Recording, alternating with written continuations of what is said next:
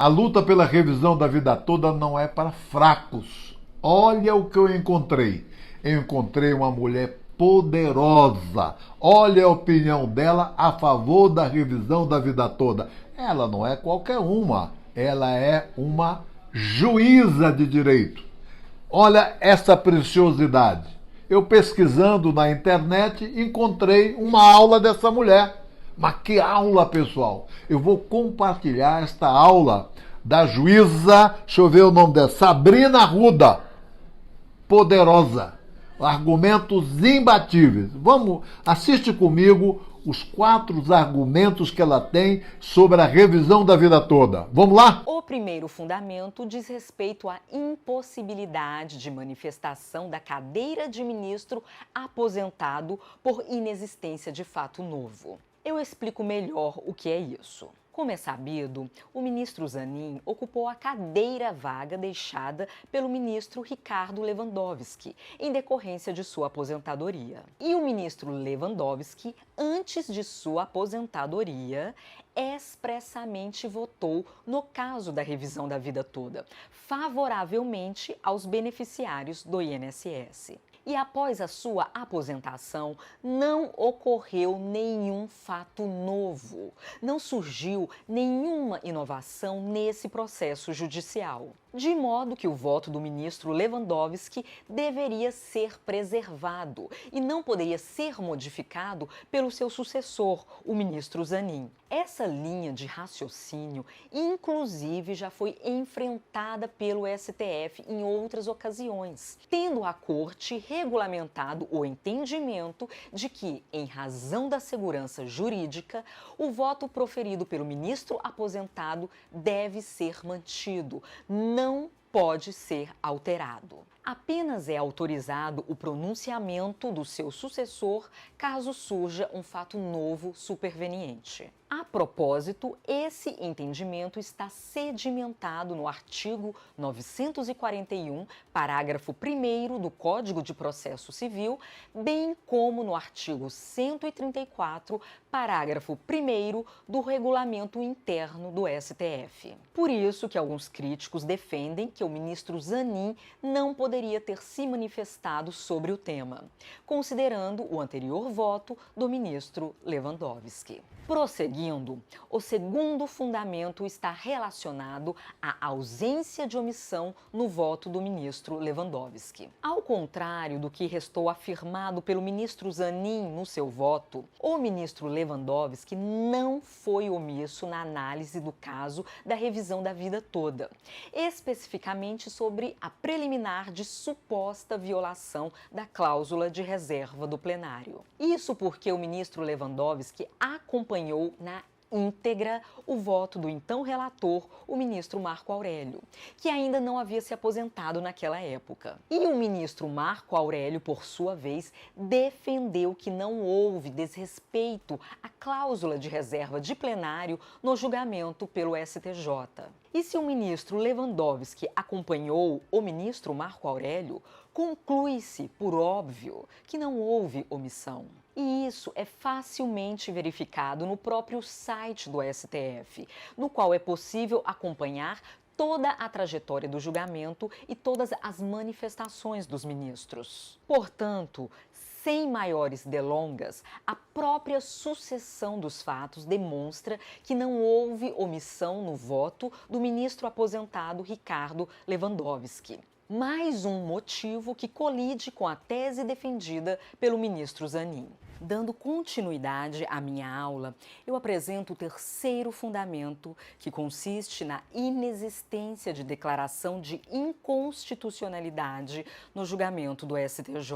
Veja, eu expliquei há pouco que a cláusula de reserva de plenário prevista no artigo 97 da Constituição Federal é aplicada apenas nos casos em que há a declaração de inconstitucionalidade de uma lei ou de um ato normativo. Mas no caso específico do julgamento referente à revisão da vida toda, De acordo com muitos críticos, não houve declaração de inconstitucionalidade pelo STJ, mas tão somente a confirmação de uma jurisprudência já sedimentada no Brasil, no sentido de que o segurado tem o direito ao melhor benefício, a forma de cálculo que lhe propicie uma prestação previdenciária mais vantajosa.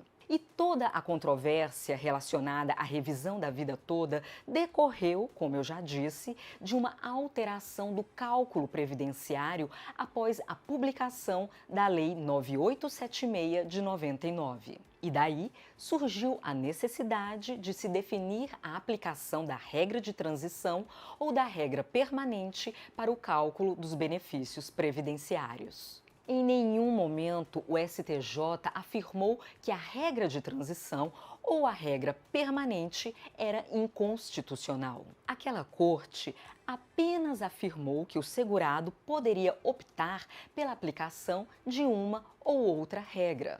No caso, a que lhe garantisse a melhor prestação. A matéria amplamente debatida na primeira sessão do STJ e no plenário do STF consistiu na interpretação da lei, na chamada hermenêutica jurídica. A decisão se limitou a interpretar a legislação infraconstitucional. Consequentemente, não havendo declaração de inconstitucionalidade da Lei nº 9876, não haveria necessidade de manifestação da maioria absoluta dos membros do órgão especial ou do plenário do STJ. De modo que a decisão tomada pela primeira sessão do STJ seria totalmente regular. Daí se conclui que não houve violação à cláusula de reserva de plenário, pois o julgamento do STJ não declarou a inconstitucionalidade de qualquer lei.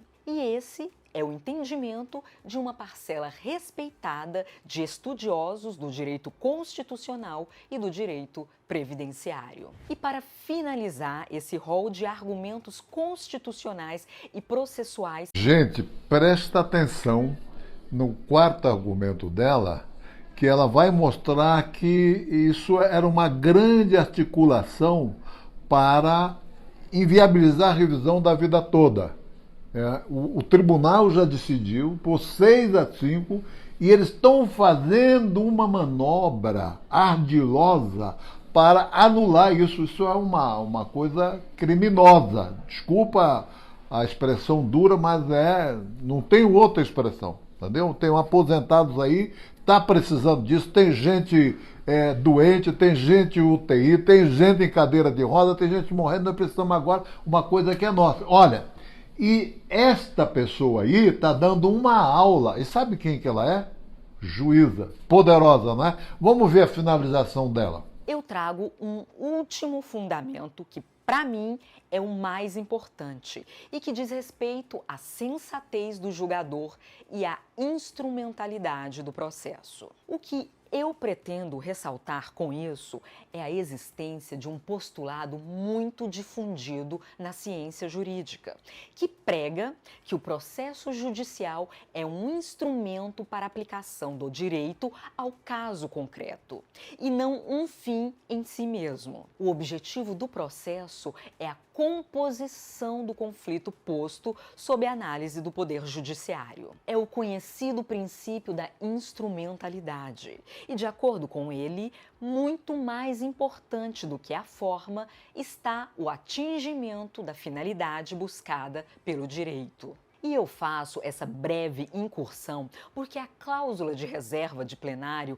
embora esteja prevista no texto da Constituição, é nada mais, nada menos do que uma regra processual.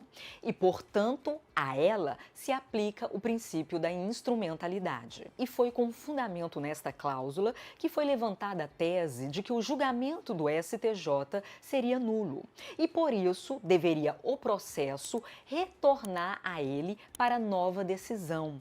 Desta vez, a ser proferida pelo seu órgão especial ou pelo plenário. Daí eu pergunto: qual é o motivo razoável que ensejaria o retorno do processo ao STJ? Olha a manobra. A manobra é levar para o STJ, Superior Tribunal de Justiça, e depois voltar para o STF. Aí volta com outra composição. Essa composição que está aí, ela é contra nós, porque vai invalidar os votos passados. Aí no STF começa tudo do zero, assim não vale. Isso é uma coisa escandalosa. Quem está denunciando isso aí, isso é uma aula de uma juíza. Até o nome dela, aqui eu anotei o nome dela aqui, tá certo? Ela está aqui, a doutora Sabrina Arruda. Isso é uma aula dela que eu encontrei na internet e vê que argumentação potente e corajosa. Vamos terminar então, vamos lá. Considerando que o STF, que é a Suprema Corte do país, já afirmou a sua tese sobre a temática da revisão da vida toda. É uma espécie de articulação e de operação judicial. Olha o que é que ela diz. É uma espécie de articulação, uma operação judicial. Que coisa feia, que coisa feia. O ministro Barroso não pode permitir isso. E muito menos o presidente da República pode estar atrás de uma articulação que vai prejudicar milhares de aposentados. Vamos então terminar aqui. Que gera confusões mentais até mesmo nos operadores do direito. E o que dirá em relação aos leigos? E eu afirmo isso com amparo em um postulado processual, que é o princípio da instrumentalidade. Não é ideologia, não é viés político, é ciência jurídica. Afinal, a minha função aqui é transmitir os ensinamentos do direito. E especificamente sobre a Previdência Social, vale registrar que se trata de um direito fundamental, com previsão constitucional. Motivo porque as decisões judiciais nessa matéria exigem uma sensibilidade do julgador, um cuidado especial e bastante ponderação. E não por outra razão que, após o voto do ministro Zanin, foi protocolada nesse processo uma questão de ordem, abordando vários desses argumentos que eu acabei de expor no vídeo. Pessoal, eu peço a você que mande esse vídeo para frente. Essa aqui é uma aula proferida pela juíza Sabrina, que eu achei na internet. Manda para frente, porque o argumento dela é poderosíssimo e ela faz na base da ciência, como ela diz, ciência jurídica. Ela não faz ideologia, ela não faz partidarização, não. Ela vai no que é justiça social, ela vai no que é certo. Manda o vídeo para frente e vamos, mais uma vez, ganhar essa parada. Deus no comando.